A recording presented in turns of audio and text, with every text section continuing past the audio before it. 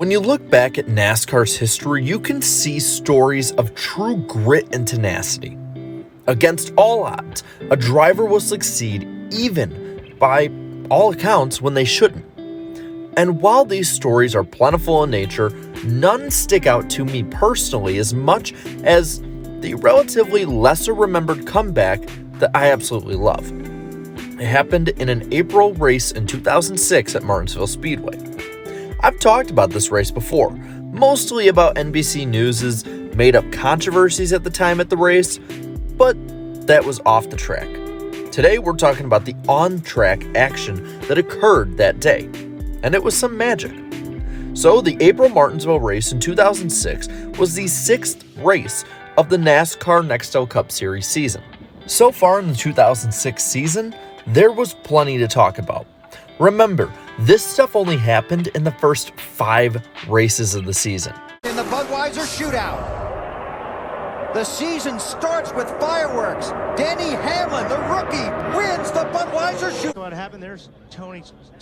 Wow, man, well, it doesn't get more blatant than that. And look at this, up across the track. Kenseth pulls the block, going off into turn 3. Johnson goes to the high side. He's going to try to get that momentum. Timmy Johnson drag race. won one last year like this. Kenseth with the edge. Here comes Johnson. Timmy's momentum outside. He's got it. He's got Johnson. it. 48. And here's what happened between Jeff Gordon and Matt Kenseth. I think there was some other contact before that, though. I think that's how Jeff got by Matt. Bobby Labonte almost involved in that one.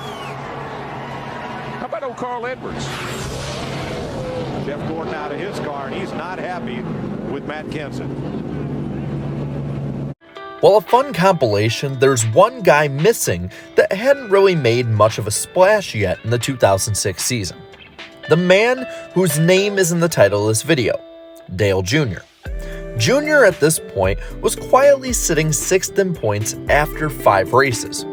With finishes of 8th, 11th, 27th, 3rd, and 11th, he was relatively consistent, but didn't have his mojo back yet after a poor 2005 season. A season that saw smoke, bent up sheet metal, and seldom success.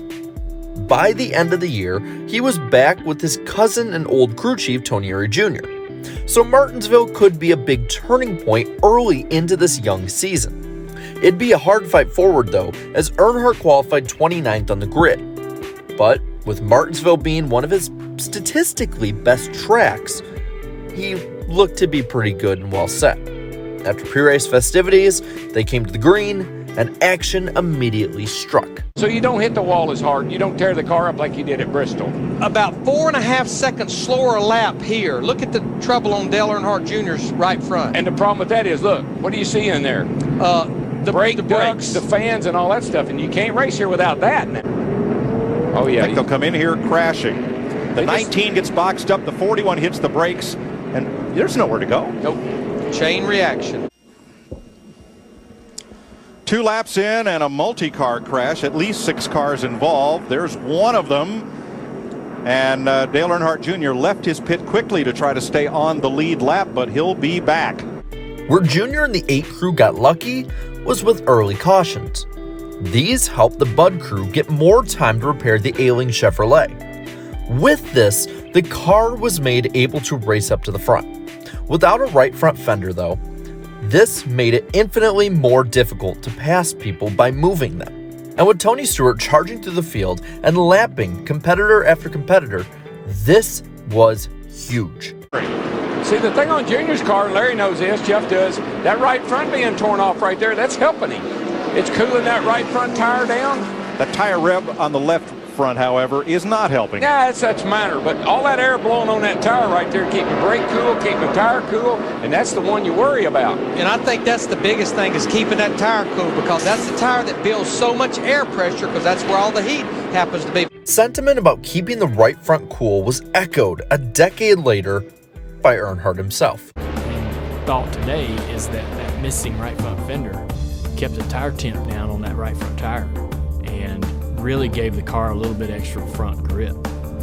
So with the right front gone, giving a bit of cooling to the tire, it basically neutralized the downgrade disadvantage and ability to bump and run. If anything, it kind of trumped it. This bit of added long run speed was just enough to keep him barely ahead of the leader at the time. As long as there were cautions and the race didn't get too spread out, his team would be able to make the necessary repairs and adjustments to keep him competitive. So by the 200th lap, he was into the top 10. With the day salvaged, Junior was now on the offensive. With half the race in the books, Junior was a top 5 car. It took over 260 laps, but he recovered from 42nd position to 5th. His speeds were absolutely blazing. And he's got to go way up above it. He wants to get his left side tires just touching that. Right sides are clean. You get a good forward bite that way off the corner. And when he moved up about 20 laps ago, that's when he started making some ground. And I've been watching our scoring monitor. He's about a 1/10 of a lap quicker than the top 4 cars out there, Johnson, Stewart, Kyle Busch, and Casey Kane. Jeannie, the 8 car, they have figured something out. Yeah, I think what they've figured out is the running joke today, by the way, in the pits, that they may knock the front bumper off their car before every single race. So this week they can laugh about it because things are going well. Curiously enough, Tony Year Jr. came on the radio several laps back saying, you know what, we've got the winning car here. Just let things shake out and just get going, and that's exactly what we're seeing Junior do. With the fastest car on track, the morale was high. All the 8 had to do was stay out of trouble. Car of Dale Earnhardt Jr. The Bud car is 4th. Jeff Gordon is 5th. Kevin Harvick 6th. Kenseth, Sadler, Sorensen, and Mayfield for top 10. I tell you, that 08 car, if he's not using that bad boy up, and if it's cooling like we think it is, Up on the curb, that the blam. Good to go. Good to go. Yellow. Caution is out. The one thing I was worried about is he has no protection for that right front tire. If he pokes somebody, he pokes them with the tire. They're going to have some serious work to do on the left front now because he did get into that inside wall. Yeah, I guess a little wee bit. I think if they fix it like the other side, he'll be okay. Come in and get 4 tires. Chop that side off, boys. After over 300 nearly flawless laps, an ill-advised move by lap car Ryan Newman sent the 8 team back to square one. Luckily, there were only 19 lead lap drivers, so the loss of track position was not as bad as it could have been. But the damage to the car was where the real concern was setting in. Watching Junebug back in there, and his car's not right now. He's got his hands full. Looks like that did get some damage to the left front. And Darrell, the car sounded flat coming up off the corner from his onboard. We listened in to Junior and crew. It's going to be all right. Just give yourself a little room there and make sure you hit the brakes and don't rub. We just lost a little bit of spots, but it ain't terrible. We've been in worse today. I can't keep knocking the front tires off his car. Jeannie? Tony Eury Jr. trying to calm him down. He also asked him, look, you'll be all right. You know, the steering wheel's still straight, right? Junior replied, no. Why do you think I'm so upset? And that's why we're seeing him out there with a handful right now. With the car not performing up to the standard that it was before, it was gonna be even harder to execute a great comeback. Luck did stay on the side, though, of Earnhardt, as he just barely was able to get away from yet another incident. Even with the seemingly good luck, there was still some irritability inside of the 8 car. Yeah, fighting would be the operative part of that phrase. He came on the radio a short while ago and said he is most frustrated because he does not have that front bumper anymore. It has nothing to do with the situation with the tire and the brakes. It's because he can't administer any payback. Now, he better not touch anyone with his front end now, Jeannie, because there's not a whole lot left up there to use right now. With the car not as good as before and not being able to dish out payback, the last 150 laps or so were looking to both be nerve-wracking and tedious.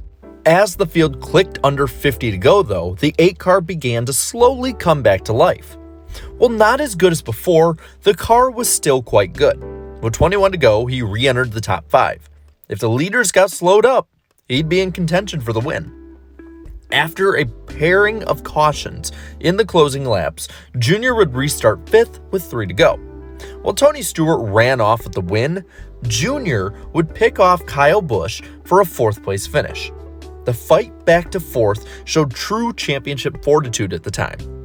His post-race interview was him talking both fast, happy, and tired. Yeah, I kind of looked like Harry Gann out there for a while. He was when he won out here with the fender missing. Beating and banging, man. I was worried my car was tore up too bad to be competitive, but I want to thank my team for working hard and get me back out on the racetrack without getting me a lap down, making everything, cutting everything away that needed to be out of the way. The car still drove great, and they worked on it and didn't give up, and just real proud of the effort they gave me today. It's just such a pleasure to drive that car when those guys work as hard as they do. I want to thank everybody back at DEI for their efforts. This program, this company is turning around. After this race, Junior would go on to score a single victory in 2006 at Richmond in May. By season's end, he would fight for a championship but ultimately come home 5th in the points. While consistently running top 5 at Martinsville after 2006, it wouldn't be until 2014 that he'd actually get his first and only grandfather clock. But looking back at the 2006 DirecTV 500, one can make a case that he had one of, if not the, most impressive races run in his career. But with that, I want to pass this old story on to you. How impressive was Dale Jr.'s run at Martinsville 15 years ago? Let me know down in the comments below. And while you're at it, leave a like on this video, share this video, and subscribe to my channel for more great NASCAR content. And until next time, have a good one.